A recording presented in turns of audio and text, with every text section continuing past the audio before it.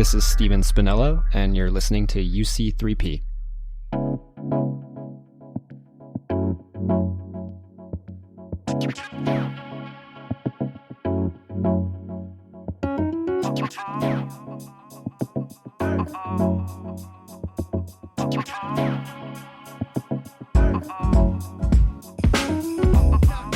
Welcome to the University of Chicago Public Policy Podcasts. This is UC3P, our eponymously named podcast on policy, politics, and current affairs. My name is David Raban, and I'm the production manager for what we like to call the main page. Today, we're excited to bring back your favorite miniseries, Naked Love. Naked Love is all about looking at love through the lens of public policy. In this episode, you'll hear conversations about life for students who are engaged or married. Our Naked Love team spoke with one student at the Harris School of Public Policy and another in the college. Those conversations included how they met their respective partners, how they decided they were in it for the long haul, and what experiences informed those decisions. No notes today, so let's get straight into it. Without further ado, here's Naked Love on Taking the Plunge.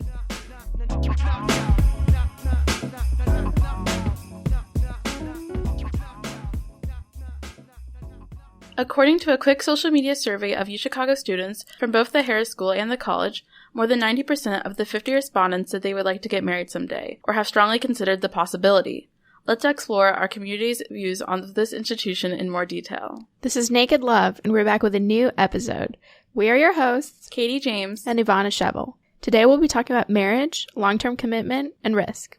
So as part of the survey we just mentioned, we asked our respondents about their general thoughts on marriage, and I have to say we got some pretty interesting responses. I was personally really surprised to see how many people talked about marriage as an institution that mostly has value in its tax and legal benefits, rather than its ability to signal love and commitment to your partner. We've had about 8 respondents who brought that up. We got responses like, the main benefits are tax breaks. It only makes sense when you have assets like a house and or children that need legal protection. The act of marriage is unnecessarily structural, except possibly for tax purposes. So as you can see, we've got a ton of really practical students here at UChicago. Yeah, I noticed that too. Actually, in a similar vein, the response that really caught my eye was from someone who said, it's really useful legally for tax benefits, next of kin privileges, etc. But it's a power structure that hasn't adapted well to a world in which a single male breadwinner provides for a family. And I think this really speaks to the hesitancy that a lot of people experience when thinking about marriage in a contemporary context. It really is quite a high-risk practice to engage in. You've got all these thorny legal, financial, emotional issues, so it's no surprise that you see the marriage rate declining. And one factor in that is that people are choosing to stay single for longer. I read that according to the U.S. Census Bureau, the median age for a first marriage has actually reached its highest point on record in 2018 at 30 years old for men and 28 years old for women. Another element of that declining rate is that couples are choosing to cohabitate without getting married for longer. The number of Americans living with an unmarried partner has reached about 18 million in 2016, up 29% since 2007. Speaking of risk, there's a really interesting paper that I found by Dr. Christy Spivey titled Desperation or Desire, the Role of Risk Aversion in Marriage. It basically found that people who are risk adverse tend to get married earlier in life. With that in mind, let's hear from someone in our own community who has decided to tie the knot at a young age.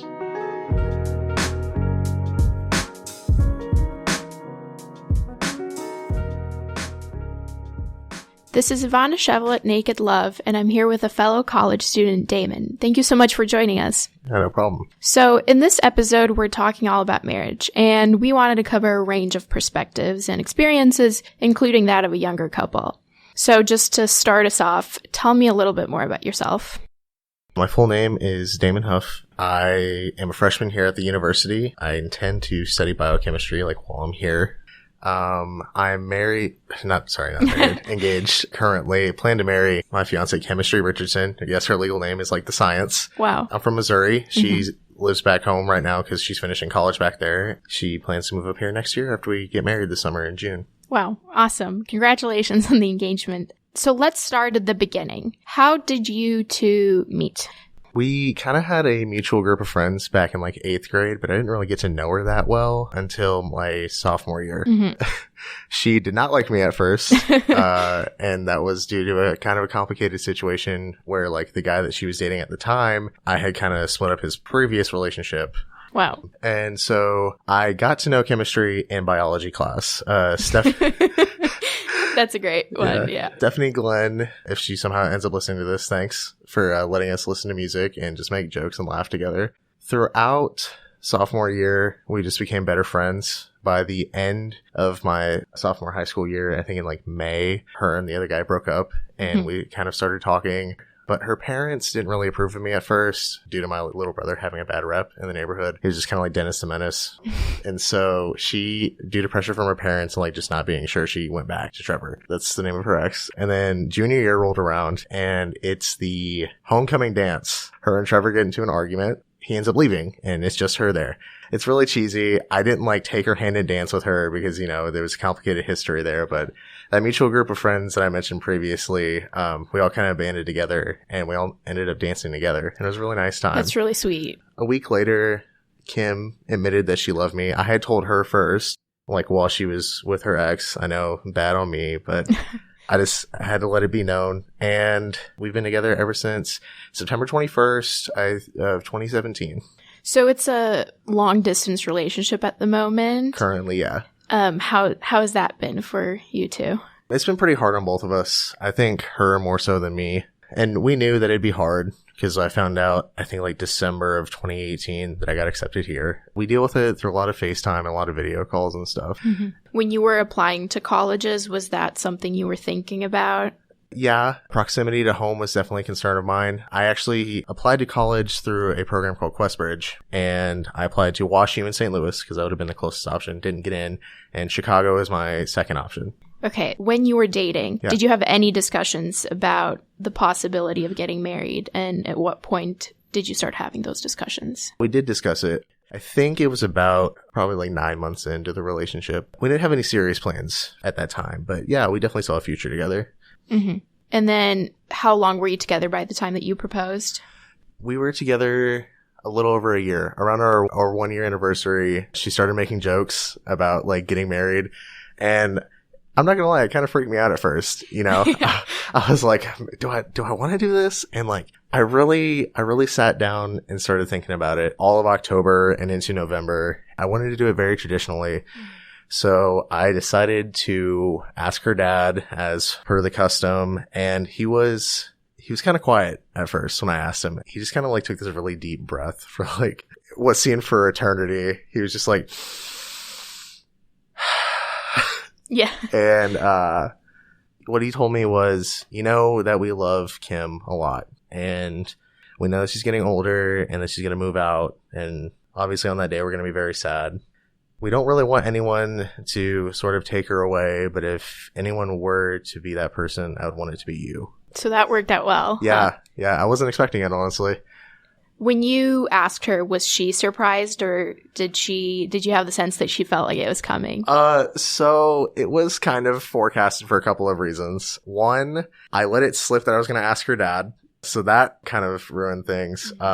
She also told me that she thought odd years were bad luck. And this was 2018. End of 2018, mind you. So there was a bit of a time constraint. In the decision leading up to it, I had talked with a really great friend of mine. Her name's Chris. She's been married a couple times already. And so she had a lot of experience with it. And she asked me, she was like, why do you want to marry her? And I told her I just don't see life without Kim in the picture. And Chris told me that is literally the one answer that she accepts from her friends. So that like kind of boosted my confidence. I actually decided to do it pretty much literally the last minute of 2018 on New Year's Eve. I had worked at a fireworks stand that summer and I had a lot of leftover stuff. So I used the excuse that we were going to go out to my grandma's farm and shoot off fireworks. It was perfect. Throughout my life, like growing up, I moved around a lot as a kid, and no place really felt like home, except for grandma's house. Because even to this day, I know that if everything falls to pieces, I know one place I can go back to. And I told Kim that I wanted her to be that person that I could go back to. And after I said that, I got down on one knee and I asked her, and she started crying, of course, and said yes. And I'm not much of a crier, but I teared up, obviously, at that point. It was really nice. Wow, that sounds really romantic. A really important question that I have is, why was it important for you to take that final step and make your relationship formal? What was it about dating that you felt like you had to take that extra step? So I think an important distinction that I draw that frankly I don't think a lot of people my age do is that there's a difference between dating and like being in a relationship. Mm-hmm. Dating is what I was doing before I met Kim. You would see a person for like a month, and if you weren't feeling it, you weren't feeling it. And you would tell that person. I think a lot of people make the decision to get attached really quickly. And I did that when I was younger. That resulted in a lot of hurt feelings, you know? So I just decided to take my time, not necessarily devote myself too quickly. I did the same process with Kim. As time went on, I fell in love more and more with her, and I just never did the things for other partners that I did with Kim. Like, just recently, we're here in Illinois, you know, she's back home in Missouri, which is like 300 miles away, and I called the Domino's back home and had them deliver a pizza to her at work. Aww. That's the best kind of gift. Yeah. And you know, it's hard to explain. Right, but I think what you're saying is there's something about her that makes you want to do these little gestures. Yeah. That there's something there that makes you want to take care of her and be in a more kind of formal, committed relationship. Yeah. The reason why I chose to take it a step further, it was a kind of a conglomerate of reasons. I had encouragement from, again, my friend Chris, and she kind of planted the idea in my head. And in December of that same year, we had found out that I was leaving for Chicago. She had voiced concerns that we might split up because of the distance, or that, you know, I might find someone better, in quotations, by the way. And I wanted to show her that I was serious. We just click. And there's, excuse the pun, but there's just a lot of chemistry, you know? So. Yeah. Well, my final question is, there's a lot of risk involved in getting married, right? Because that's an institution that carries a lot of legal, financial, social implications. I guess the first part to my question is, what was it that made you realize, oh, those risks are worth it? I guess we've touched upon this, but just kind of to confirm, what made you be willing to decide to go ahead with formalizing your relationship? And were these factors something that you considered? Were financial, legal factors something you considered? So, both Kim and I, we had parents that had split up, and we had both had examples of like what not to do. Right. My dad and my mom, my biological mom, split up when I was like 6. Kim was essentially raised by her mother up until like the age of like 14, at which point she went to her foster family and the dad that I asked permission. There comes a certain point when you find someone that you just know is mature enough and that is compatible enough with you. It is a risk. You know, you don't know how people are going to grow. And then we're at a point in our lives where we could change, but I'm willing to take that risk and grow with her. You know, we as individuals are going to grow in our own ways, but also there's that connection between us that adds another aspect of both of our personalities. And we build on top of each other. We're a good team. I'm glad you raised that point, because something I've seen in my personal life, my parents got married when they were 18 and they split up. So something that I've always had as a major concern was, and this is something that my parents discussed, one of the big reasons that they split up was because, you know, as they were growing up, as they were maturing, they were kind of just becoming different people as adults, right? So I think that's kind of a major risk in being engaged when you're relatively young as opposed to when you're older. But it sounds like you're really on top of that. It sounds like you want to grow in the same direction, which I think is fantastic. And I just want to say congratulations to you two. I'm really excited for you guys. I think the future is going to be great for you two. Oh, thank you so much.